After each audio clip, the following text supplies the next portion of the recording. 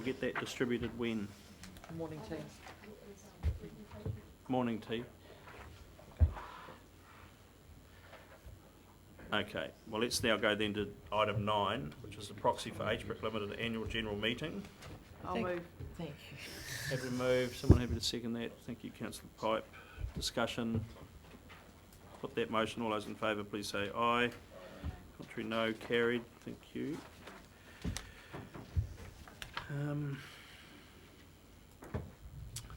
Recommendations from the Regional Planning Committee on page 19.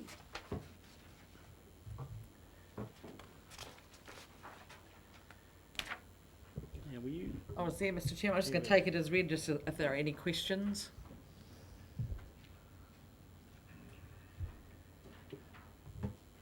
Happy to move. Councillor Scott, thank you. We have a seconder. And Councillor Pipe, thank you. Discussion. Put the motion. All those in favour, please say aye. Contrary, no. Carried. Recommendations corporate and strategic on page 21.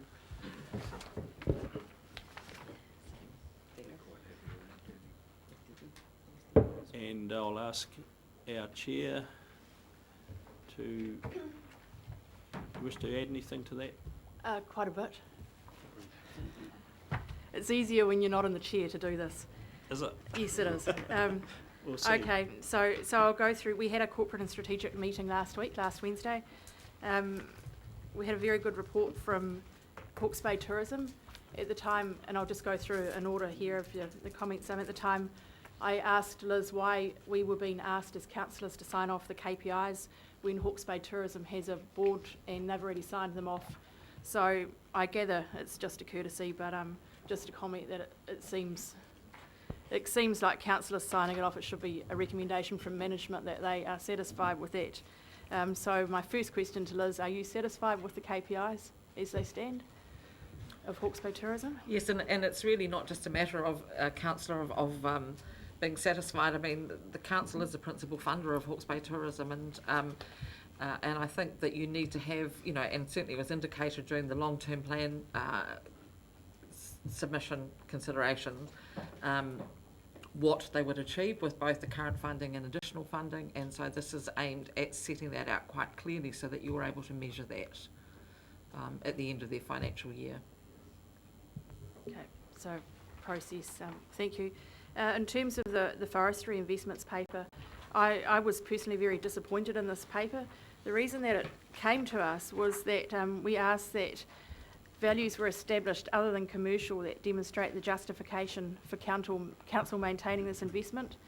And I just thought we've got into a discussion here and recommendations that are very management based. So I'll be moving an amendment, but just in terms of my disappointment, I think that we should have been discussing things along the lines of exactly the benefits to forestry throughout the region, and maybe having a good look at the regional grant scheme and looking at erosion control more closely, and what species are going in, are they adding value to the farmer and the environment, so economically and environmentally, as opposed to when poplars were being put in and they had no end game value except for matchsticks.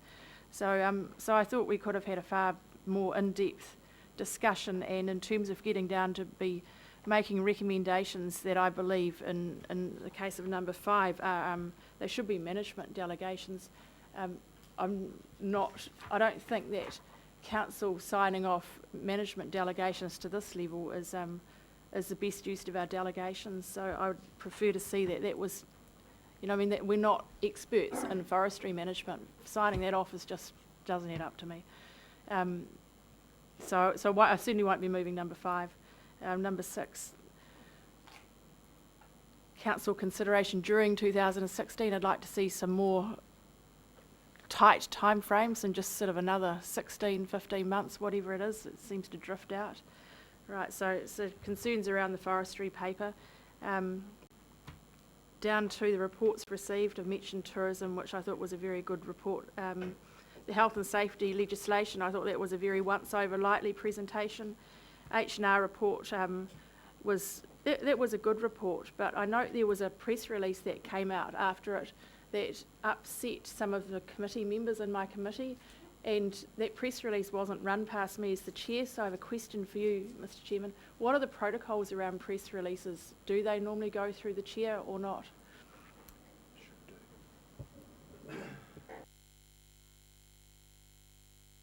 I'm not sure there's any set protocol. I don't see every press release that leaves this building either, and I'm not sure I saw that one either, but I could check on that. I'll have an email there somewhere. Okay. Yeah, depending on what the subject matter is, normally the chief executive deals with it. I see some of them. I don't see all of them. I know sometimes the chairs of committees, if there's a specific issue that's come up, will push that perhaps and have some input into a press release, but there's no set protocol as far as I'm aware. Thank you. So Mr. Chairman, any media statement that goes out about transport goes past me first. Right. And if it didn't, I'd be quite upset. Right. And I think that's what we're hearing here. So well, just to record, whatever the protocol is, I didn't approve that HR press release. I didn't see it beforehand, so I'm sorry that some members of my committee were upset about it. Right. Perhaps that's a further discussion, protocols on press releases. In terms Well, of... I think quite simply an instruction from each committee chair, if you want to see all the press releases, absolutely. Yes, please, in the case of corporate and strategic. And yeah, absolutely. Okay, and in terms of, we had a gravel resource inventory and gravel demand paper. That's highlighted some very, very huge concerns in terms of over allocation and over extraction in some catchments and under extraction and over allocation in others. I think I've muddled that, haven't I? Unders and overs. We're not matching up across our region, and so we await timelines as to how the management sees that panning out in the future. But certainly this is a significant area that we're grappling with.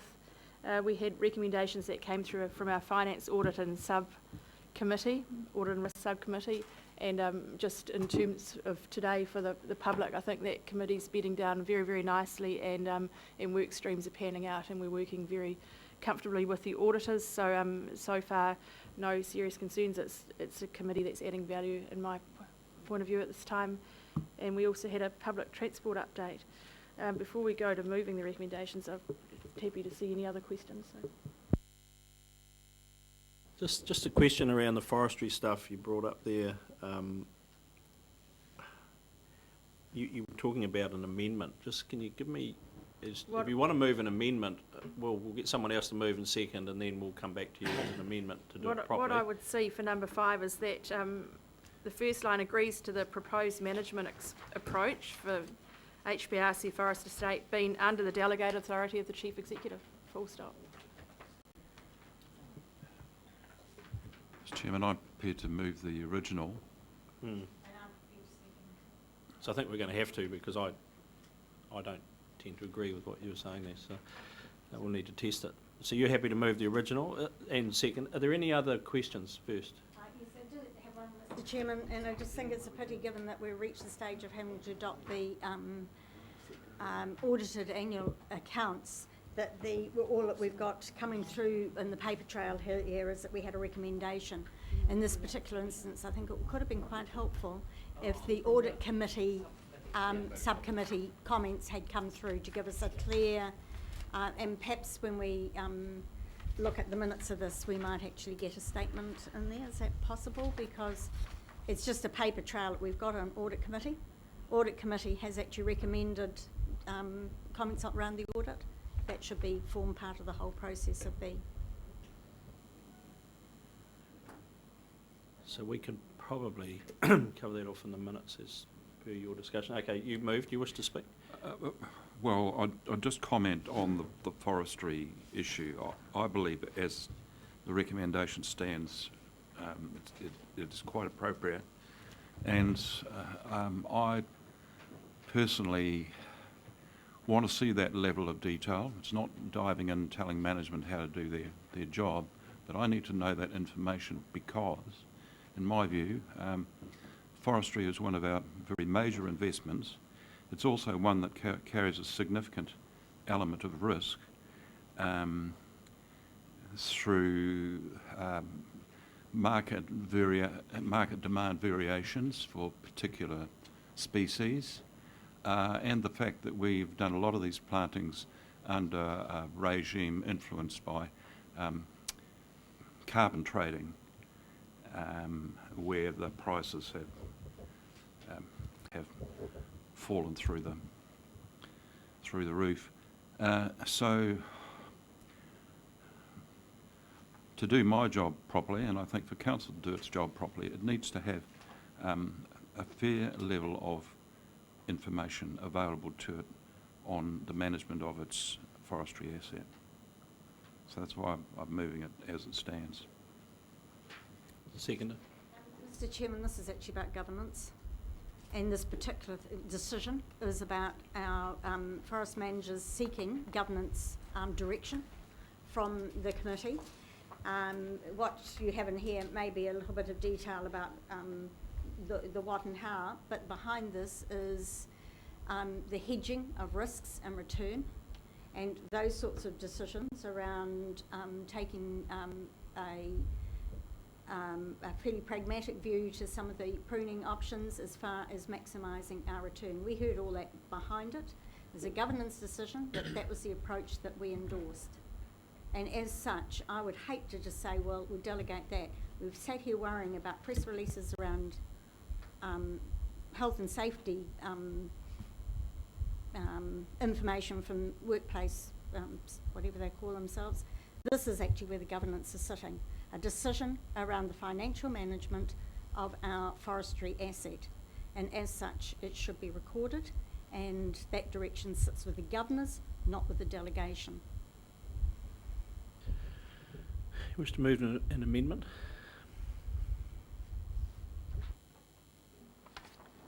My amendment is number 5, to replace it. The first line stands, agrees the proposed management approach for the forest estate being under the delegated authority of the Chief Executive. And that's the some extent of the amendment. Seconder for that. Happy to second. Wish to speak. Councillor Hewitt. I'm not a forestry expert, and we have some forestry experts in the building, so I'm happy to be guided by them, but I certainly, unless we're getting into the management and the gearbox, I don't want to be signing off details at the level of this that we're pruning and thinning at percentages that I just have no idea about. I think that sits with management, and that's what we pay them for. If there's health and safety implications of any of these things, I don't want it to come back to council and say, well, you signed it off, you're responsible. This is a management decision, in my opinion, respectfully of other opinions around the table, but that's where I sit. Actually, I agree with that. Just to support Councillor Dick's position, though, I actually enjoy getting that kind of detail, but only because I enjoy getting it. I don't have any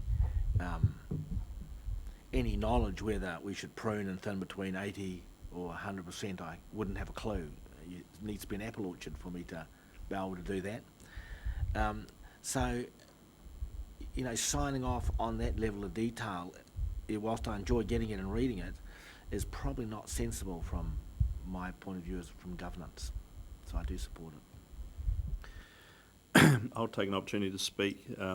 I can't support the amendment simply because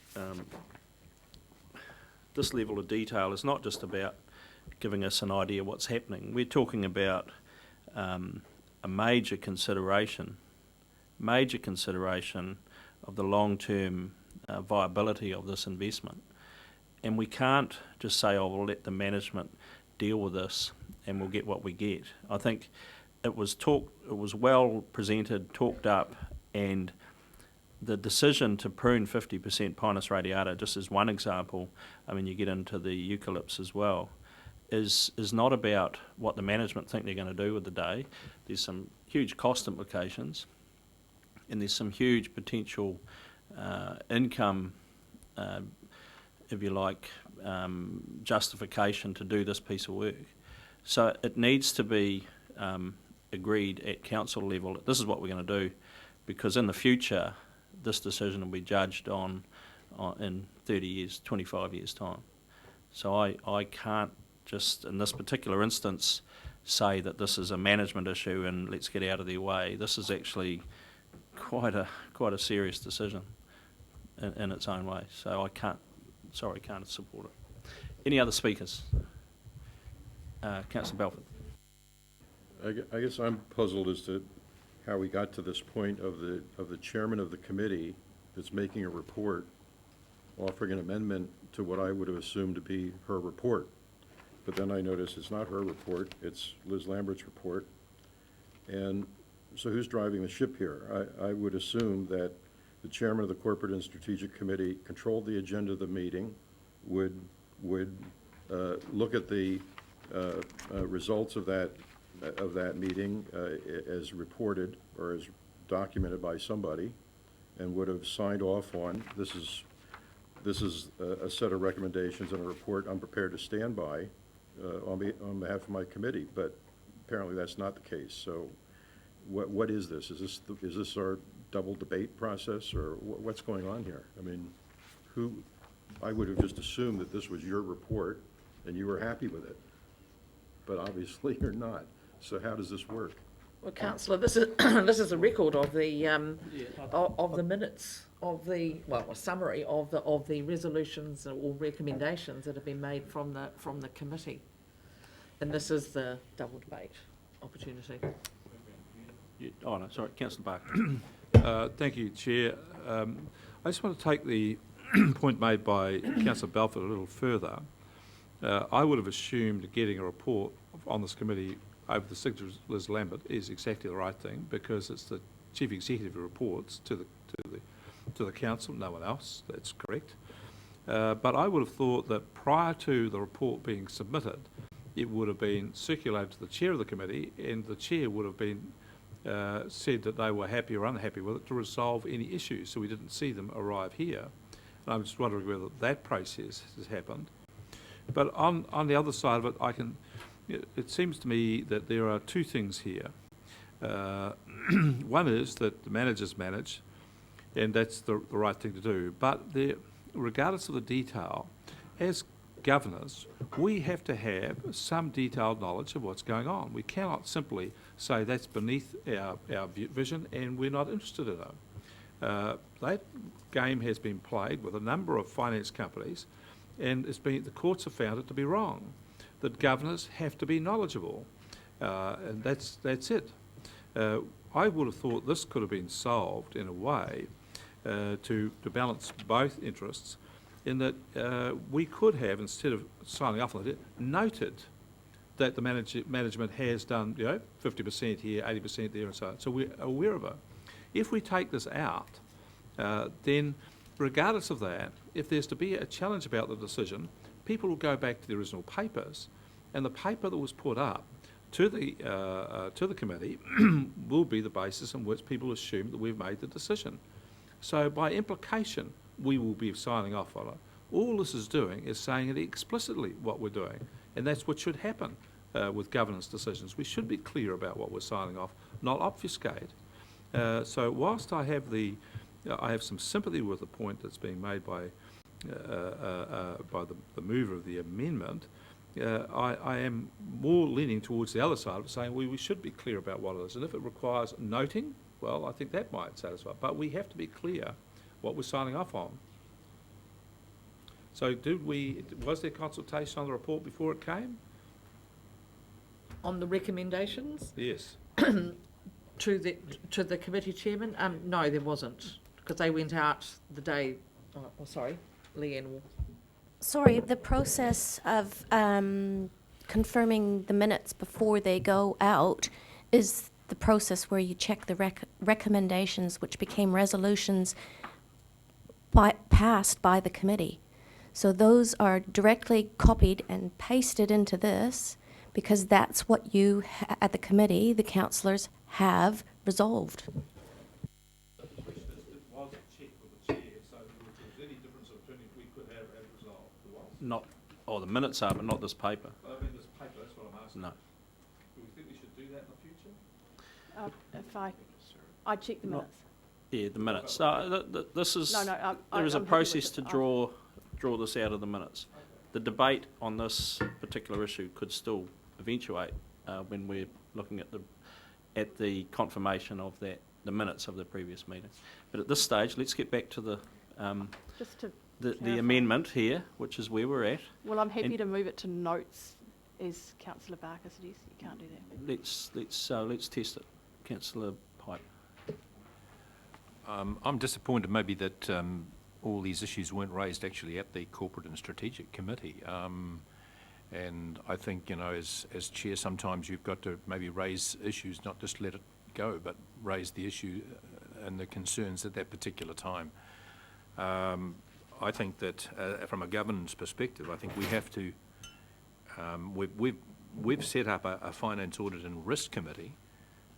This, to me, is and from what was explained to us at the meeting and what I read in the reports, the way that things are pruned is so important in the long-term viability of our investment. So it is a risk, and if we have a Finance Audit and Risk Committee set up, then surely these things, when it comes back to the Corporate and Strategic Committee, they're things that we should be looking at very carefully, because it is a risk that if we make a mistake here, we do the wrong pruning, then our investment is at risk at the end. And I think that's really important. That's a governance issue. It's not just a management, just let the management go on those sort of things. I think it's really important that it comes to us. So I'm feeling very benevolent today, Councillor Balfour, so I'll take that last one as a question. You had a comment to add to the debate. Is that what I'm Well, seeing? it was triggered by your comment. I just want to understand for future reference, if we wish to relitigate a substantive matter that has been before a committee, the opportunity to do that would be, in this case, when we receive this report. You made the comment that we could review it when the minutes came around, but that's not really, we're not really allowed to relitigate substance of something when we're reviewing the minutes, right? No, but if it's incorrectly, Incorrect, Yeah. right. you can deal with it then. But the principle is that if there were a substantive concern with one of these reports, this is the second time we get a whack Absolutely, at it. and there is a concern, and Right. Councillor Hewitt's Yep. made that decision. So I think everyone's spoken here. Do you wish to sum up as mover of the amendment? The only thing that I can add that I haven't added is that there's a little bit of confusion around the table. I've done a whole lot of work on this on Thursday and Friday, hence my updated opinion. So it's not a matter of backtracking, and I wouldn't be looking to change any minutes of any committee meetings, but this is just my feedback as results of my own investigations. Great. So I'll put the amendment. Those in favour and against? So we go back to the original motion. I don't think there's any more debate needed. Do you wish to sum up, Councillor Dick? I'd just like to make the comment that these things, differences can and probably should be sorted at the time that the committee agenda is put together. And I would hope that chairmen have pre-agenda meetings with their officers before agendas are put to bed. That should be standard practice in my view. And secondly, there's provision in standing orders for the chairman to make a recommendation that may in fact be different to that of the staff recommendation. It doesn't override it, but it sits alongside it and expresses the chairman's view. In fact, at Napier City Council, the process there was that every report had a staff recommendation, and it also, every report had a chairman's recommendation. Now, almost without exception, the chairman's recommendation would be to adopt the staff recommendation. But from time to time, differences of opinion existed, and the chairman would make an alternative recommendation. So that's where it's best to sort these things out. But then, on the other hand, what's happened today is fine, it's healthy, it's double debate, and it makes sure that the end decision that's made has been very seriously considered and deliberated on. Thank you. I'll put that motion, and all those in favour, please say aye. Contrary, no. Carried. Wish it recorded. Okay, all in favour, please raise your hand. And against. Your hand, Councillor Hewitt, are you still against? Yeah, thank you. So you've got that. He was for, yeah.